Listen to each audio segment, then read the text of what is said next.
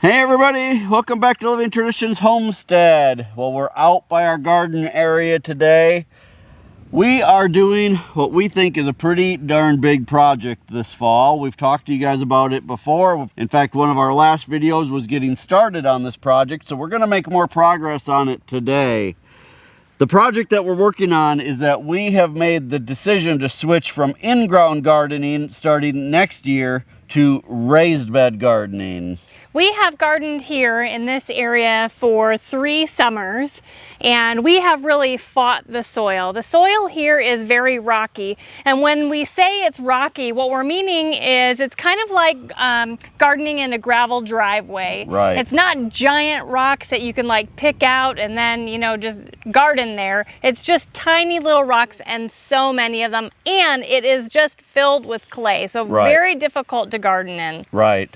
So we made the decision that instead of spending the next 5 to 10 years trying to make this soil better, that our best path forward was to switch to raised beds so that we can have good soil starting already next year and get on with growing even more food for our family.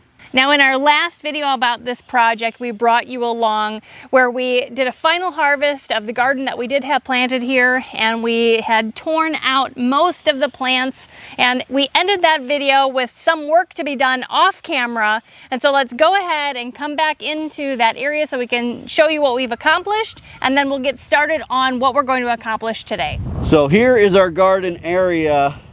You can see that we've finished ripping out all of the plants that were here. There is still some dead stuff on top of the weed fabric. We'll probably try to rake some of this out yet, but some of it is going to probably just end up staying. And that's not a big deal because just like we talked to you in the last video, we're going to end up putting a second layer of the weed fabric over the top of this so that we're starting with brand new weed fabric. We're doing that really mostly because the weed fabric that's here currently has holes in it where we've planted through in the past. And that's where a lot of this stuff is growing up, is through those holes. So we're gonna put down new solid pieces of weed fabric. We're gonna be using the 15-foot wide stuff, and we're gonna put that down just before we install our raised beds. You can see as well that we've added a little bit more weed fabric at the back. That is because our garden area is going to be bigger than what it was in the past.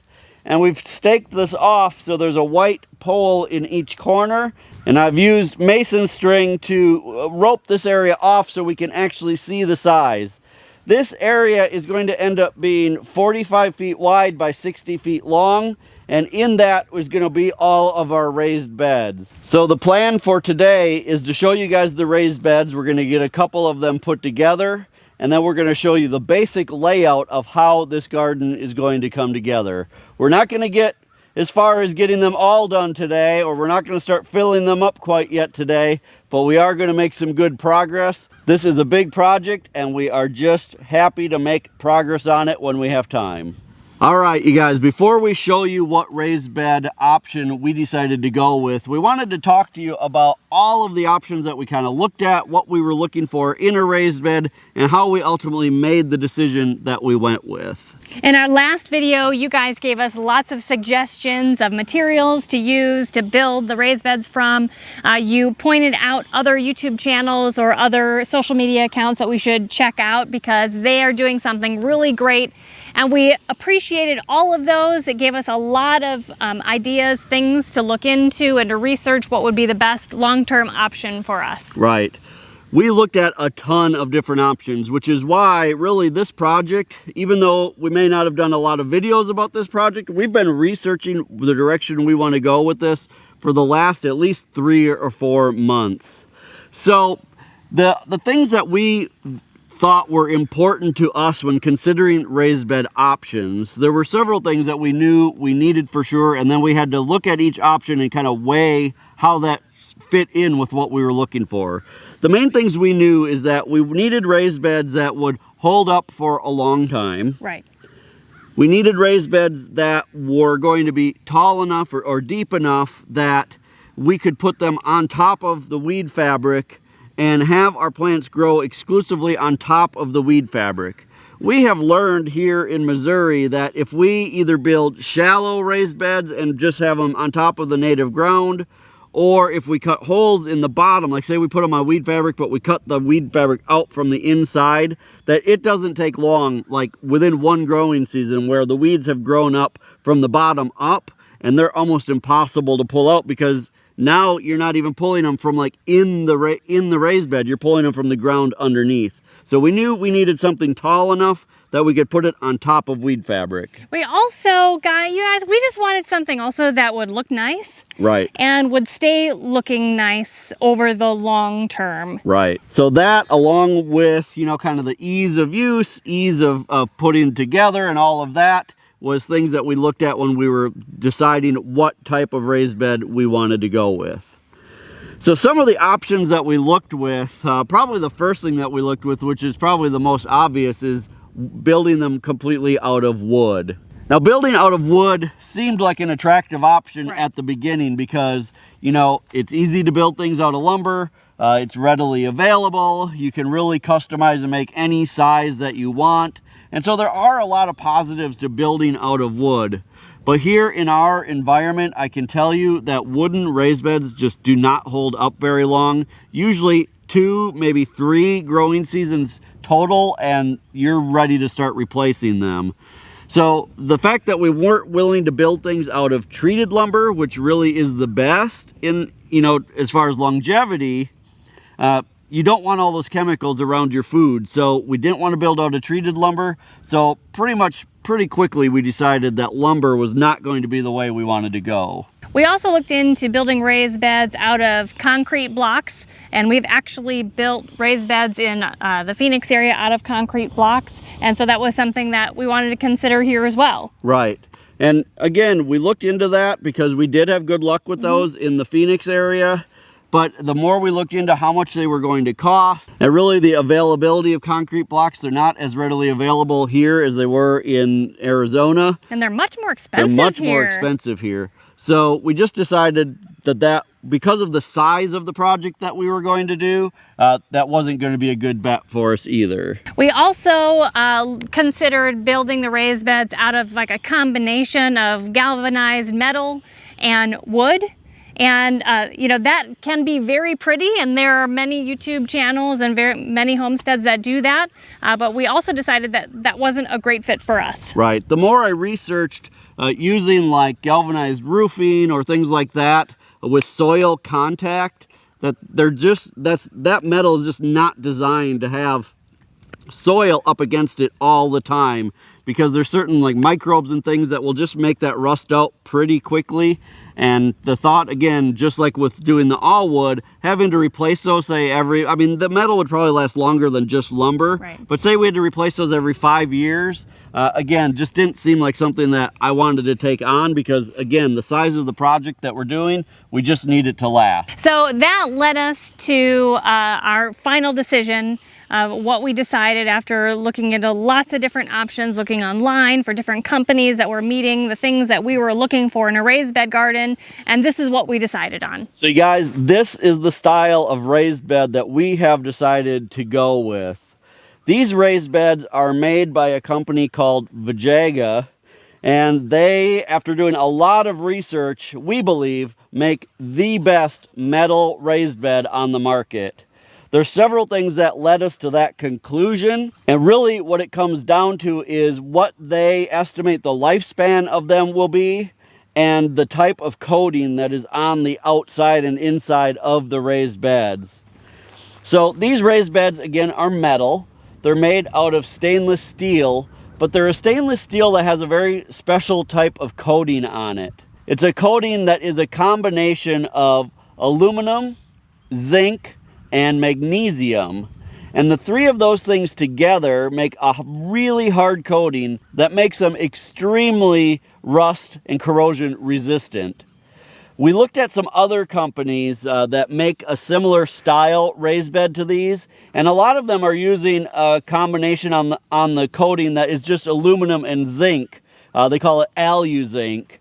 And while that seems to be very good as well, after looking really kind of at more of the kind of science behind it, the addition of the magnesium, I don't know, I'm not a chemist, so I don't understand all of it. So what they say is that the addition of the magnesium to that formula makes these about 20 times stronger, the coating on the outside, than the ones that are just the alu-zinc coating. So they say that these raised beds should have about a 20-year lifespan where this coating will not rust. And that, to me, is very attractive. So you guys, this is the style that we've decided to go with. We've decided to use all one size for this entire project. I'll spill the beans right now and tell you that we have decided to do 21 of these raised beds. They are 2 feet wide, 8 feet long, and 17 inches tall. 17 inches should be plenty deep for all of the common vegetables that we grow. Beans, tomatoes, carrots, peppers, you know, all the things that you've seen us grow over the years should be just fine growing in 17 inches of soil. The tubs that we use in our greenhouse, which you've seen us use now for the last few years, and you have seen tomatoes and peppers almost as tall as the greenhouse, those tubs are also 17 inches tall. So I know for a fact that these will do just fine growing all of those vegetables. So we want to show you guys today how these go together, really how easy it is to put them together, and just how they show up to your house and all of that, so that if this is something you want to explore as well, you can do that. Now this is the box that the raised beds come in. It's pretty amazing that a 2 foot by 8 foot raised bed garden can fit in a box this size. The boxes weigh about 30 pounds, so they're not too bad, and all of the parts that you need to put one of these together is in here. Now, the sun is really hot actually, and we're gonna move these boxes. We have 2 raised beds that we're gonna put together, and we're gonna move to a shady location so it's a little bit nicer to put these together. All right, we've decided to move up here onto our back deck because it's nice and shady here. It's also nice and level, and because 2 nights ago we got 2.5 inches of rain, so finding a dry spot in the grass somewhere wasn't gonna happen today. So here we are. I'm going to show you guys what comes in one of these kits. Let's get this opened up. I agree with Sarah. It's pretty crazy that an 8 foot by 2 foot bed can fit inside of a box like this and just show up in the mail. It's actually pretty awesome. So when you get these, what you're going to have is inside you're going to have an instruction manual. Now the one cool thing about these beds too, and I know we didn't really touch on this, is that you can really make these in a lot of different configurations. You can either not use all of the pieces, or you can configure them so that they're wider and shorter. And it's got instructions in here that shows all of the different shapes that you can make one different raised bed into. So it's actually pretty cool. So you've got your instruction manual, which after you put together the first one, you probably won't need the rest. You've got all of your pieces here that are your flat pieces. And then you've got your 4 end pieces that make the rounded ends. You've also got some of this nice rubberized edging that goes along the top that makes it really nice when they're finished. We'll show you that. You've got all of your hardware. This is all of the screws and nuts and washers. And then you've got your center bracing that screws in to help give some support in the middle. And those are very important to have. So that is everything that is in one of these kits.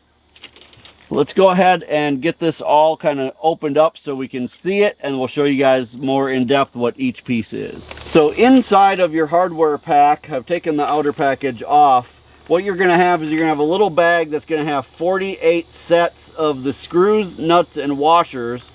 I actually think in every pack they give you a few extras, which is nice because we've actually been putting these together here on the deck and have dropped several of them through, and we have no way to get under the deck. So the fact that there's some extras has helped out a lot. So what we have learned from putting several of these together already is that ahead of time, get some like little bowls or something and separate out your nuts, washers, and screws, and that makes life a lot easier as you're putting them together. And then the other thing that's in each package is a little nut driver like this, so you can use that to put them together. I actually don't use these because I like to just use my socket on my impact driver. Makes it a little faster, but it is nice that they include this in case you don't have other tools. You really, everything you need to assemble one of these is right inside the package. Now every one of these metal panels, whether it's one of these side panels or rounded end panels, every one of these on the colored side or the painted side has a plastic film on it, and the plastic film needs to be taken off. It's not difficult at all, but it's kind of time consuming, right? And a little bit loud. But it's really not that big of a deal once you get a groove, you know, to how it works. Yeah, it's just like a sticker on the outside, and that's to help protect them when they're shipped to you. So, I mean, it is nice that they do that because it does make it so that they're not at all banged up when you receive them. Right.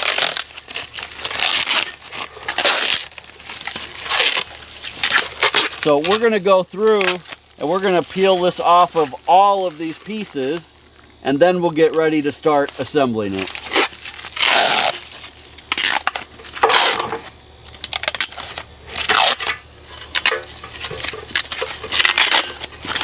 All right, we've got all of that film off of all of the pieces, and we've also separated out all of our hardware into 3 separate little bowls here. The way that we've determined after doing a few of these, the best way to do this is to start by putting the 2 ends together. So you're going to have 4 of these end pieces, and they just overlap like this, and that makes the size of your raised bed. So the way that you do this is it takes 1 screw that goes from the outside. So the screw head is on the outside, and that goes through. And then you do a washer and a nut. And what I like to do initially is just hand tighten them like this, and then I go back at the end and I tighten everything up with my drill. When I do them, I like to do the top one and then the bottom one. That way you make sure you have everything lined up well, and then I do the 2 that are in the center last. So everywhere there's a joint on these, there's going to be 4 screws.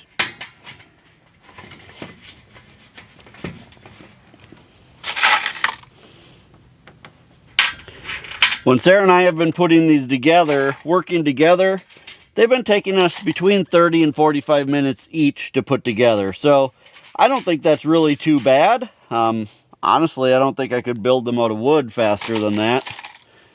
So it's really not too bad at all. And the fact that they're fairly light, about 30 to 35 pounds a piece, means we can put them together in a nice shady spot like this and carry them out into the garden pretty easily. So that's really nice as well.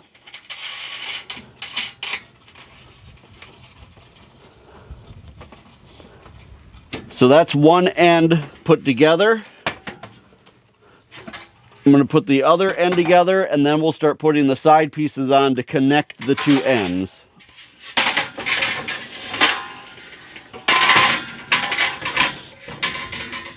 Now that we've got our 2 ends put together, what we like to do is we kind of separate them to about what looks like about 8 feet. Then we'll start putting our side panels on. Typically, I'll work on one side, Sarah will work on the other. And basically, with the side panels, they're just going to go up against like this. We always do the new one on the outside. And they just screw together just like the end panels did. The screw head on the outside, and then a washer and a nut on the inside. And we'll just do this until all of the panels are put together. Again, it's 48 sets of these on every raised bed. So it is a little time consuming, but it's definitely not hard work.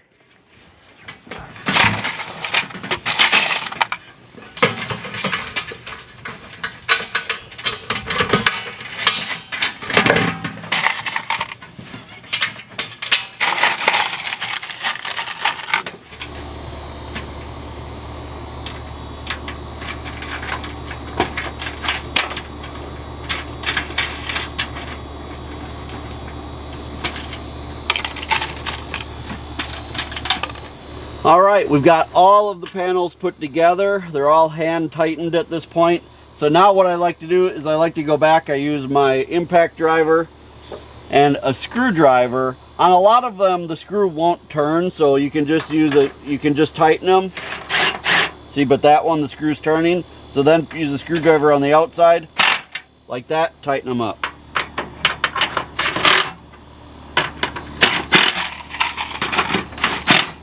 So I'll just go around the entire thing and tighten this up, and then we'll show you how to put the center braces and the rubber guard on the top.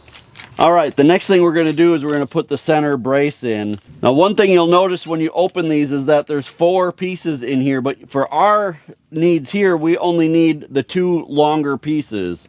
The reason they give you more is because, again, you can configure these in different sizes. For example, we could have put one of these flat pieces in between here and made this into a 3-foot by 6-foot bed instead of a 2-foot by 8-foot bed. If that were the case, we would have to add another one of these braces in here. So that's why they give you those.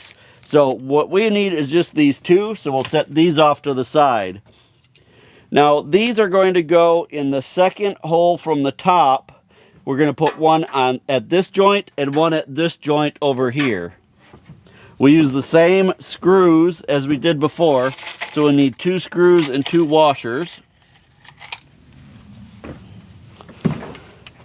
And just like before, the screw head is going to go on the outside. And then there's going to go a washer on the inside. And then these poles are threaded, so we'll just screw that on.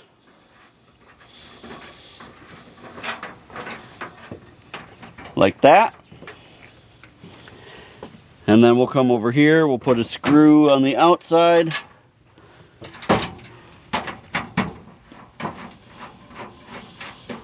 And we'll thread that on. And then we'll just use our screwdriver to tighten that all up.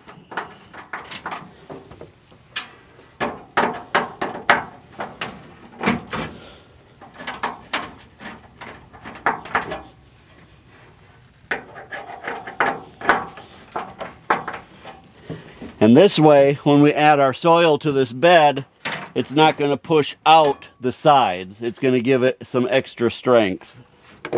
So we'll do the same thing over on this one, and then we'll get ready to add our rubber guard around the top. So the rubber edging that goes on the top, it's kind of like weather stripping or something like that. It just slides over the top. It comes in a big long piece like this. It's actually about 6 or 8 inches longer than what you need, so that's nice. So you definitely are going to get enough out of each one. And all this does is you start, I like to start at an end. It doesn't really matter where you start, I guess. I just like to do them all the same. And it just slides on like this, and you can just kind of press it. On the spots where 2 panels overlap, that's the only place where it takes a little extra pressure to put it on, but it fits really well. And it just slides like this over the top around the whole thing. Now these are not sharp, I should tell you that. Like, this edge is already folded over and nice and smooth, so it's not like these are sharp. This just gives you a little added extra protection. If you're out there working and leaning up against it, it's just going to feel a little nicer. I think that's the only reason for it. I don't know. And it makes it look nicer. Now, when you get to the very end of pushing this on, what I like to do is I push it all the way till they overlap. Then I just use a scissors, or in this case I'm using a little pruner here, and cut it right there where it overlaps. And then just push it on like that. You've got a nice continuous edge all the way around. So this one is now 100% done and ready to go out into the garden. We're going to put that final one together, and then as soon as we're done with that, we'll meet you guys back out into the garden. We want to show you just briefly what the new layout of the garden is going to be. All right, we've got that second one put together, and we actually brought over a third one as well. We've actually got 6 of these put together so far, so we're going to show you guys our basic idea of how the garden's going to go. We may not have it exactly perfect today, but we want to show you kind of how the garden's going to go. Now again, we are doing 21 of these raised beds. Yeah, that means we still have 15 to put together when the camera turns off. So that's why we're not getting ready to start filling them just yet. But we are going to set up the 6 that we have so far to show you guys the layout. Our plan is to do 3 of these in a row, and we're going to do 7 rows of them in the garden area. Now the total garden will be 45 feet by 60 feet. That will allow us to have pretty much 5 feet in between each row and in between each one of these per row. So that should give us enough growing space so that we're not crunched, you know, going through the rows, and will give plenty of space for the plants to get big in each one of the raised beds. We really think that this amount of raised beds and this configuration will allow us to grow at least as much as we did in the ground, maybe even more than we did in the ground. So we're going to start, the way we have this figured out is we figured we can do 8 feet from the back edge and 8 feet from the front edge of the garden. And then again, 5 feet from the sides and 5 feet between each bed and 5 feet between each rows. To make this easier, what I've done, instead of having to measure each one with a tape measure, to save some time, I've cut some scrap pieces of wood. You always end up with extra pieces when you rip 2x4s into 2x2s, and I never know what to do with these. I've just got a bunch of these, so I thought this was a good thing. So I've cut these. These are at 5 feet. This is at 8 feet, so we can use these to measure with and not have to always use a tape measure.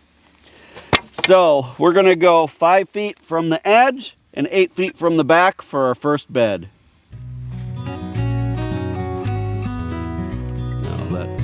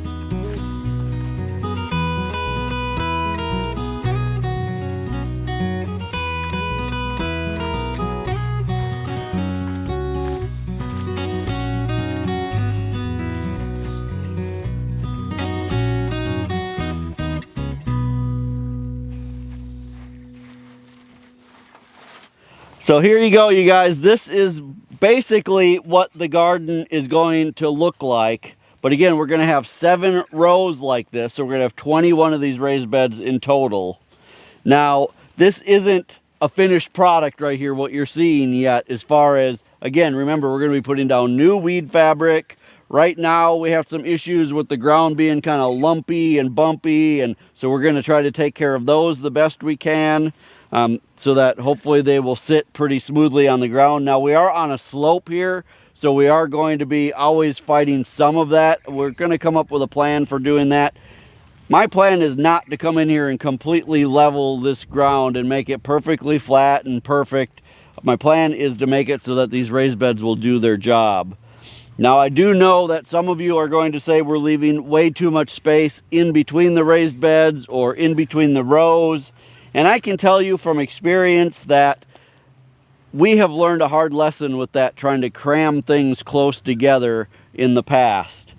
If you think about it like this, if I were to plant a tomato plant near the end of this raised bed and a tomato plant near the end of this raised bed, or a zucchini plant or anything else, and say that tomato plant grows up and it grows out to about here, and then this tomato plant grows up and it grows out to about here, now we've got only about 2 or 3 feet in between these beds when you're talking about mature plants. So even though 5 feet seems like enough right now, once these plants get mature and start growing, it's going to seem pretty cramped in here. The other thing is, we have the space here. We have plenty of room here to spread things out and give ourselves a lot of room to work. So why not take advantage of that space? It will give the plants better airflow. It will give us easier time getting through if we need to bring a cart or a wheelbarrow or whatever we want to bring in, and it's just going to make life easier. So this is the plan for the garden.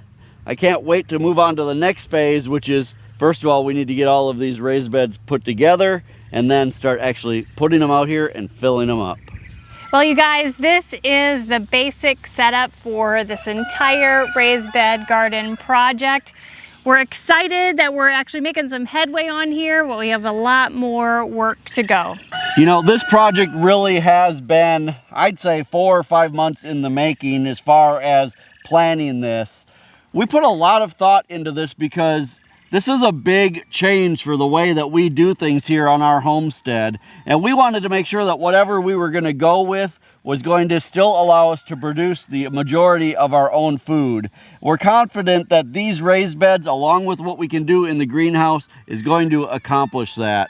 So we were really happy when we, looked at all of the options and then finally found this company, Vajaga. We reached out to them and they were willing to partner with us on this project. It has just been really a blessing, and I think that these raised beds are going to serve us for a long time here on our homestead. If you guys are interested in learning more about these Vajaga raised beds, we'll have a link and information in the video description. We'll also pin a comment in the comment section below. Vajaga has agreed to offer 10% off to all of our viewers for anything purchased from their company, and you can find that discount code in the description and in the pinned comment. We're happy that you have chosen to follow along as we change the way we do things here on the homestead. One thing we've learned about homesteading in general is that you always have to be willing to adapt and change. What worked at our last homestead is not working here at our current homestead, and so we needed to make this big change. You guys, if you're enjoying videos like this, make sure that you hit the subscribe button. And also remember, the best way you can help us here on the homestead is just to share our videos on your social media. Until next time, thank you so much for stopping by our homestead. Take care and God bless. God bless.